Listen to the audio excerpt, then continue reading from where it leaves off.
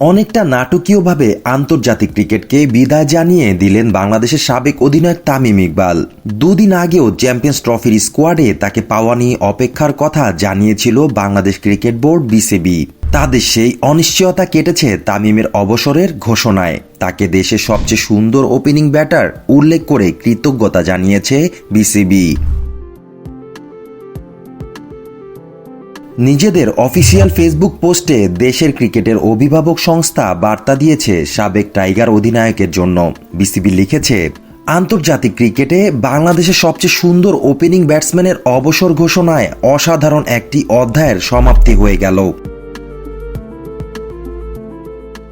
বেশ কিছু বিশেষণে তামিমের প্রশংসা করে বিসিবি আরও লিখেছে, আইকনিক সেঞ্চুরি থেকে অগণিত অবিস্মরণীয় স্মৃতি, ক্রিকেট ভক্তদের মনে তোমার লেগেসি চিরকাল উজ্জ্বল হয়ে থাকবে। আমাদের আস্থা তৈরির পাশাপাশি কিভাবে কঠিন পরিস্থিতি মোকাবিলায় যুদ্ধ করতে হয় তা দেখানো তোমাকে ধন্যবাদ। স্বপ্ন পূরণের সাহস, আশা জোগানো এবং নতুন করে স্বপ্ন দেখার প্রেরণায় দেওয়ার কৃতজ্ঞতা। এছাড়া তামিমের কিছু বিশেষ মুহূর্ত দিয়ে বানানো কাভার ফটোতে বিসিবি লিখেছে, নতুন প্রজন্মের প্রেরণাদাতা তামিম ইকবালকে ধন্যবাদ, একটি যুগের পরিসমাপ্তি। 2007 সালে আন্তর্জাতিক ক্রিকেটে অভিষেক হয় সাবেক এই টাইগার অধিনায়কের।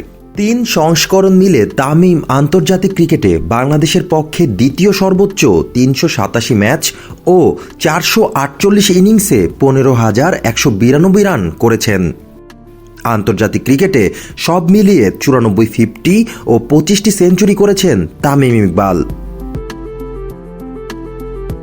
গতকাল শুক্রবার রাতে অবসর ঘোষণায় দিয়ে নিজের ফেসবুক পেজে দেশ সেরা এই ওপেনার লিখেছেন, আন্তর্জাতিক ক্রিকেট থেকে দূরে আছি অনেক দিন ধরেই, সেই দূরত্ব আর ঘুচবে না।